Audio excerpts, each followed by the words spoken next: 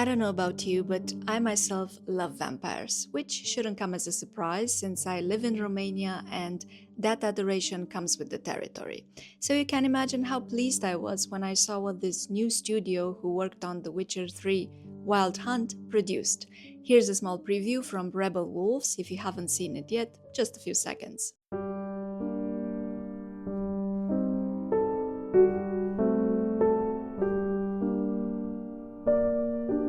Looks great, right? We don't have a release date for the Blood of Dawnwalker yet, but the reception to the game trailer has been absolutely amazing, and rightfully so.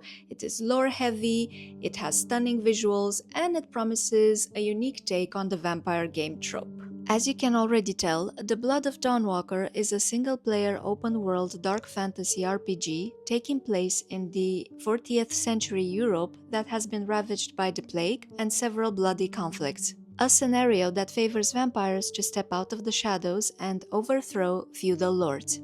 So here are some of the reasons why everyone is so impressed with this game, even going as far as anticipating it to be Game of the Year, although we'll have to play it first to know for sure.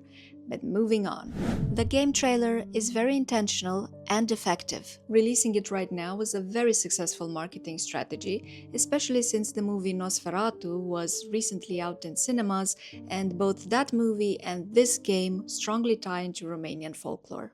The creators themselves have said that the game is, quote, a mix of predominantly Romanian motifs with broader influences of Balkan cultures. End quote. Whether you loved or hated Nosferatu, we all have to admit that through its topic, aesthetics, and plot, it has managed to raise interest in my country. And now with this game on top of it, they complement each other in keeping the hype alive when it comes to Romania. Which is pretty cool in my opinion, because usually nobody cares about us. Sorry, who? Romania? So, the sudden interest surge in Transylvanian influences and historical background has propelled my nation straight onto today's pop culture map. So, thanks guys.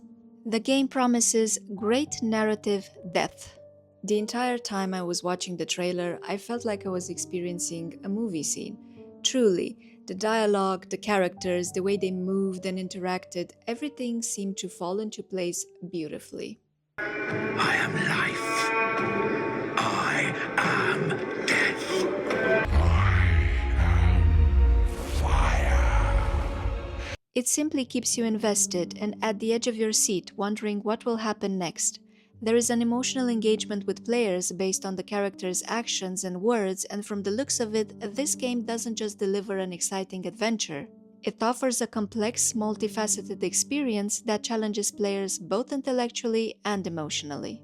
And have I mentioned the soundtrack? The song playing in the background is called Ballad of Night and Day, and not only does it foreshadow Cohen, the protagonist's duality, but it also defines the dark atmosphere of the game with its eerie, melancholic notes. Another thing the game does is, it features interesting mechanics. From what I've been able to research so far, it seems the game introduces a unique system where players slowly become accustomed to their vampire nature, gaining powers, but they also risk losing their humanity as they advance with the storyline.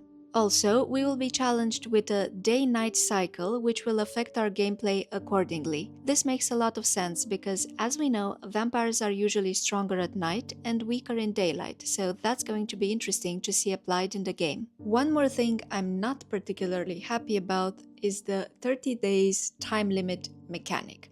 To be more specific, you will have 30 in-game days to complete your story. According to creators, their choice to add this particular time limit is meant to enhance the gameplay experience, create narrative tension, and encourage strategic decision-making, but we'll have to see about that. Everything about the game is detailed and looks like a proper passion project.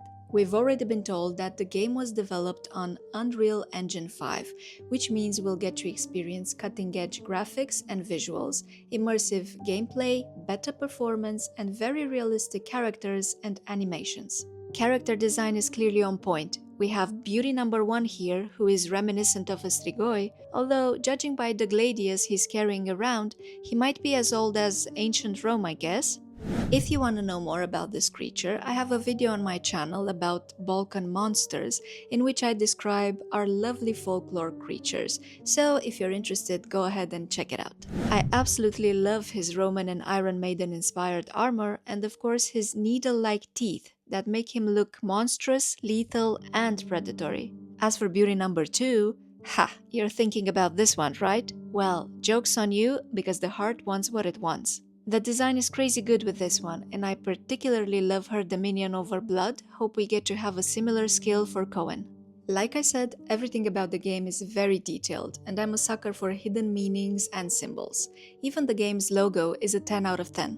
Right above the game's title, we have what looks like a celestial wheel, on which you have the moon on the right and the sun on the left, attesting to the duality of the character's nature as a vampire who's trying to keep their humanity, and the game mechanic, which will alternate between night and day. In the middle is what I can only assume is a vampire needle fang, and engraved in the circle we have the words Peregrini Aurore, which my 4 years of Latin study will help me reveal that Peregrini means, of course, pilgrim or traveler, and Aurore means dawn, sunrise. So we have the translation a traveler of dawn, which in the end is the game's title, a Dawnwalker. Pretty nice, I love these small details.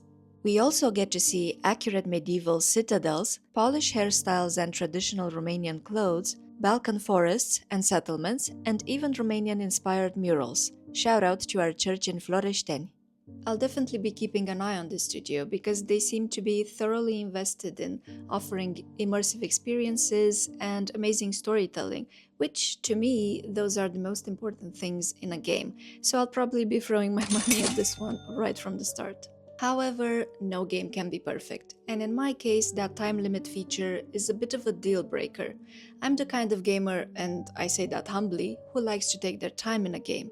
I'm that person who does every single quest, who explores all the caves and loots everything without fail. I get really lost in the world, and I love to explore it. Is there a granny in need of assistance? I am there for her. A missing brother or stolen goods? My sword is at your service. A magic artifact that has been missing? Who cares about the main storyline? I will retrieve that gem for you. So, if this narrative sandbox experience, as they seem to be calling it, is part of the game, then I fear I won't enjoy it so much. A race against time defeats the whole purpose of this type of game for me, so that's something to consider. What about you? Is this 30 days challenge a problem, or on the contrary, will it make things more interesting? I would love to hear your thoughts, so please leave them in the comment section below, and thank you for sticking till the end of my video.